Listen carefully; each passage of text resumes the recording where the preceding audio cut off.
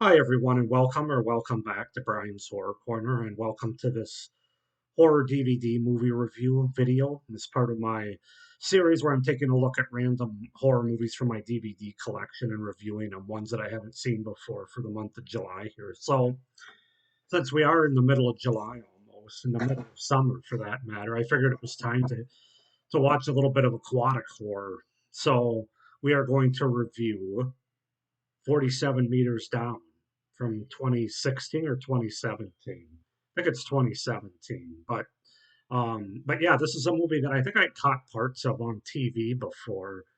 I can't remember, but I know I hadn't watched all of it before. I hadn't seen the whole movie until now. I added it to my collection about 3 months ago or so, and decided to watch it this summer for a review. So let's just go ahead and get into it.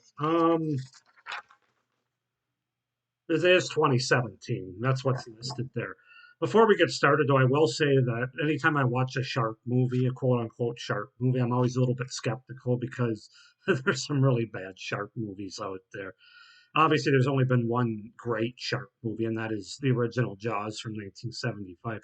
Even the sequels of Jaws were garbage for the most part. And I've watched a lot of shark movies over the last few years in my collection. I've had to get rid of because I just couldn't stand them. They were awful. I'll say up front, this movie's not awful. It's not great, but it's not awful. So let's just go ahead and get into it. So, 47 Meters Down is a 2017 survival horror film directed by Johannes Roberts, written by Roberts and Ernest Riera, and starring Claire Holt and Mandy Moore. The plot follows two sisters who are invited to cage dive while on holiday in Mexico. When the winch system holding the cage breaks and the cage plummets to the ocean floor, with the two girls trapped inside, they must find a way to escape with their air supplies running low and great white sharks stalking nearby. So that's basically the premise of the movie. So basically, the movie opens with sisters Lisa and Kate are on vacation in Mexico after Lisa's boyfriend recently broke up with her. They decide to go watch sharks from a diving cage with two local men. At the docks, Lisa is wary of the boat and its owner, Captain Taylor. Kate has one. Kate has had one lesson in diving, but Lisa has never dived. They lie to Taylor and tell him that they are both experienced divers. Unbeknownst to everyone, the winch supporting the cage is unsecured. Taylor sends Lisa and Katie down with masks that allow them to talk to him on the surface and to each other. They are soon surrounded by great white sharks, but the winch boom breaks free and the cage sinks to the ocean floor 47 meters down and out of communication range with the boat. Katie swims up 7 meters to resume communication with Taylor, who tells her that Javier will be coming down with a spare winch cable to attach to the cage. He advises them to stay in the cage because the sharks are close by. Both women are running out of air, but soon see a flashlight in the distance. With Katie low on air from the previous swim, Lisa swims out to get Javier's attention. A shark tries to attack her, but she avoids it. So that's the setup and the premise basically for 47 meters down. As far as the cast goes, we have Claire Holt as Katie or Kate. Is it Kate or Katie when it's Kate? I've heard it pronounced both ways. I think it's Katie. I could be wrong, but Claire Holt is Katie or Kate. Mandy Moore is Lisa. Matthew Modine is Captain Taylor. Chris Johnson is Javier. Yanni Gelman is Louis or Louise, and Santiago Segura as Benjamin. So yeah, that's the setup, the premise, and the cast for 47 meters down from 2017. I know there's a sequel to this on Caged, which came out a few years later. I have not seen that one, nor do I have it in my collection. I wanted to get this one and watch it first to decide if it was worth checking out the sequel. So, but yeah, let's just get into my review. So, as I said, this isn't the worst shark movie by far that I've seen, but it's got a lot of problems as well as you might suspect with shark movies. They all seem to have problems because the studios or the people that make them seem to think that it's all about the shark and how the shark looks and how the shark attacks, and they don't realize that a lot of it is about the characters. That's what made the original Jaws so memorable. This movie has a lot of garbage characters, minus one, which I'll get into here. But yeah, the characters are not very good in this movie. Sorry, let me start with my pros, though. Right away I'm shitting on it. So, I will say that there are generally some tense and suspenseful moments and scenes once they get under the water that work pretty well for this movie. I was kind of surprised. I thought it was going to be more like it's a PG-13 movie, so obviously you're not going to see a lot of gore, people ripped in half or anything. Although there is quite a bit of blood in the movie, but yeah, there's some moments they do a pretty good job with setting up some really suspenseful scenes. Whether the one of the characters have to go to try to help the other one, and or they're out in the darkness down because people forget it's dark down there deep in the ocean.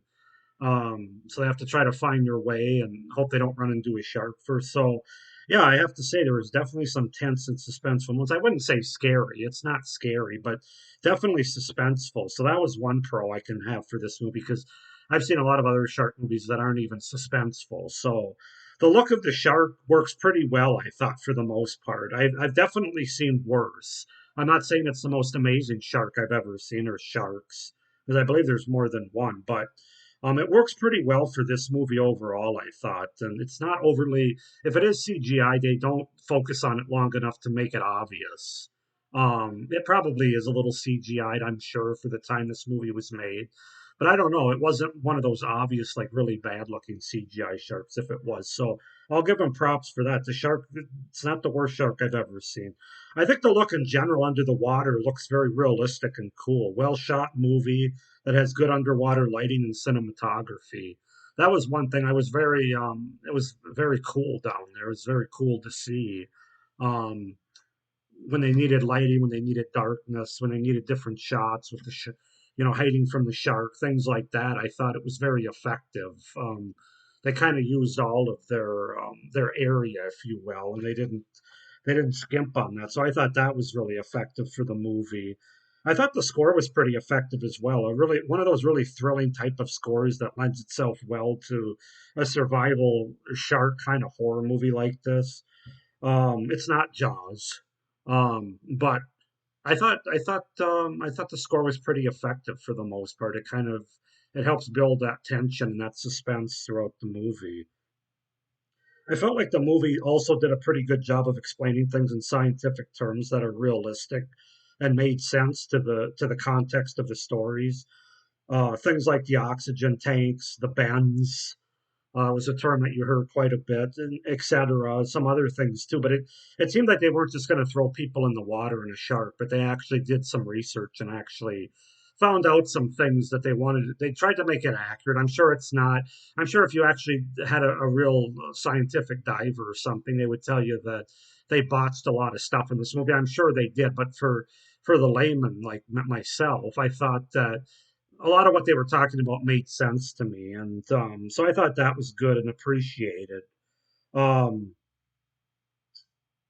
I enjoyed the twist at the ending. So if you haven't seen this movie, it kind of plays out pretty standard for like 85% of the movie, but then they kind of go in a different route at the end of the movie, like the last 10 or 15 minutes, maybe even 20. I can't remember exactly. But the last third of the movie, maybe a little bit less than the last third, but there's a twist that happens that you don't find out until like the last couple minutes of the movie. I'm not going to give it away, of course, because this movie's not even 10 years old. It's only like 6 years old. So, but the twist worked for me. I'm not going to say it's the most amazing twist that's ever happened, but it's also one of those twists that isn't completely out of the blue. It works in the context of the movie because one of the characters actually mentions something, which I'm not going to give away, but it has to do with this twist, and it so in that context it works well. I didn't see it coming, and that's a credit I think to the movie makers because between editing and just storytelling and having the suspense kind of ongoing, I just wasn't thinking in those terms. I was just kind of lost in the story and the underwater atmosphere of it all. So kudos to them for them. I really did enjoy the twist ending, especially the fact that it wasn't a predictable ending and it was kind of I don't want to I'm not going to say it otherwise I'm going to give it away, but like I said, it was kind of foretold to us, but the way they did it worked well, and I like the fact that it wasn't predictable, a predictable expected ending, which is what it looked like we were going to have. So yeah, that's my thing on that. That's definitely a pro. And then my final pro is the one good performance and the one good character in this movie, who I think was Claire Holt as Katie or Kate. Could somebody tell me if it's Kate or Kate? I wish they would just spell it with an IE at the end so I knew, but I'm going to say Katie because I think that's what. No, maybe it was Kate. I don't know.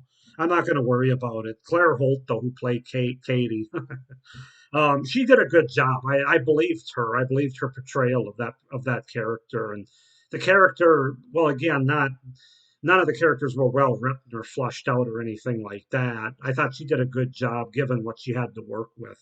Everybody else, not so much. But so those are my pros for 47 meters down. Let's get into my cons because there's really two big problems that I have with this movie that the movie or problems the movie has, I should say, in my opinion, and then some other sort of nitpicky ones.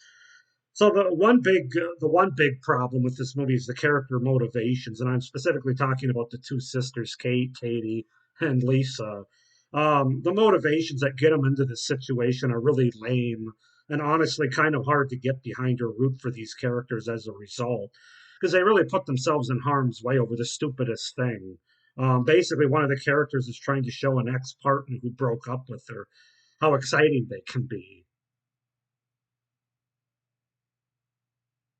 Anyway, so yeah, I wasn't buying that. I mean, I understand that you got to get characters into these situations to make the movie work, but come on, man, can't you find something else? I mean, maybe they're just on vacation and somebody talks them into it, but that didn't work for me at all. The motivations of the characters. And then my other big problem has to do with a certain cast member who you could say is actually the lead of this movie in a lot of ways, and that's Mandy Moore, who plays Lisa. I think she was really miscast in this movie. I think the character of Lisa just doesn't come across as being all that believable and is kind of annoying, honestly, throughout most of the movie with her dialogue and how she acts. And I think Moore's demeanor and sort of normal, bubbly personality that she has just doesn't lend itself very well to this kind of role or this kind of movie. Because she's got more of that Disney princess kind of feel to her. And I'm not trying to crap on her because I think Mandy Moore's a decent actress. She's obviously a great singer, but even a pretty good actress. But she's one of those actresses, like most actors and actresses, that can't just do any role. They have to have the right writing, the right script, the right direction, the right kind of everything. And I just felt that she was really horribly miscast in this movie. And honestly, it kind of took me out of the couple scenes in this movie when, she was yelling for help or trying to. I don't know. I just didn't buy what she was selling basically. So. Like I said, I like Mandy Moore, but just not in this movie. So those were the two big problems. And that was a big problem because the movie does kind of focus on her character the most, even more so than Claire Holt's character, I would say. Other cons that I have, the rest of the characters and performances are really meh, aside from Claire Holt as Katie, as I said. Characters are paper thin with no real purpose or depth. They're basically throwaway characters, like which is basically what you get in most of these shark movies to begin with. Um, but yeah, like the guys on the boat, man, even Matthew Modine, who's been in other movies, but he must have been bored out of his brain because he really didn't have much to do here. Um, yeah, I don't know. There's also a lot of typical survival movie cliches, dropping stuff at an inopportune time when they're trying to save their bumpkins, on-timed injuries that prevent escape. The normal sort of tropes that you get in these type of movies. That's a small nitpick because I understand they have to have some of that to move the story forward. This movie, obviously being PG-13, it has a lack of on-screen kills. There are a couple of well, there's one kill in the middle of this movie, but we don't really see it. We just see somebody kind of get taken away. So obviously it's PG-13. You're not going to see somebody get ripped in half. Although I have to say, towards the end of the movie, the shark actually takes a bite out of some body parts, let's say, and actually those scenes I thought were pretty effective from even a PG-13 standpoint. A lot of blood. Now, how realistic it is, there's probably a lot more blood involved in real life in these situations than there was in this movie, but there was some blood in the movie. But yeah, there's not a lot of on screen kills here. So if that's what you're looking for sharks to rip people in half, the PG-13 should probably tell you, but that's not going to happen. Um, there's quite a bit of unrealistic, choppy dialogue as well, unrealistic and choppy dialogue throughout. especially between the characters, like these four young people, the two sisters, and then the two guys that they meet on this island. It's just pretty cringe, even between the sisters. That there's sometimes between the sisters that it's okay, it's tolerable, and then there's other times, especially when Mandy Moore's talking, it's like, ugh, just my opinion.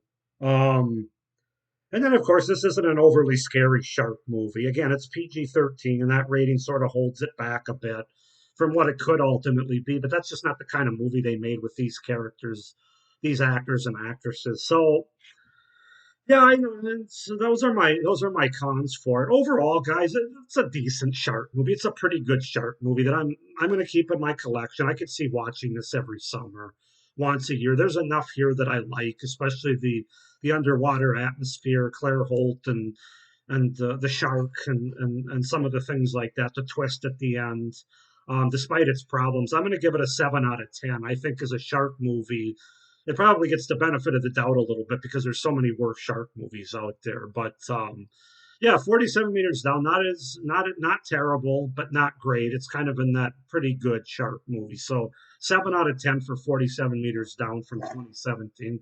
Go ahead and comment down below if you guys have seen this movie, what you think of it. Do you like it more than I do, less than I do? Why not? Also, comment down below if I should watch the sequel on Caged. I heard from most people that's actually worse than this one, but if there's anybody out there that thinks I should check it out, let me know. Please like this video and hit the little notification bell down below so you don't miss any of my reviews for this series. And please be sure to subscribe to my channel as well so you don't miss any of my great horror content that I have coming up the rest of the year, really. Minus December, which I still have to plan out. But yeah, I hope you enjoyed this review. Hope everybody's having a good summer. Hope everybody's enjoying this series as well. And thank you for watching and stay scared. Bye.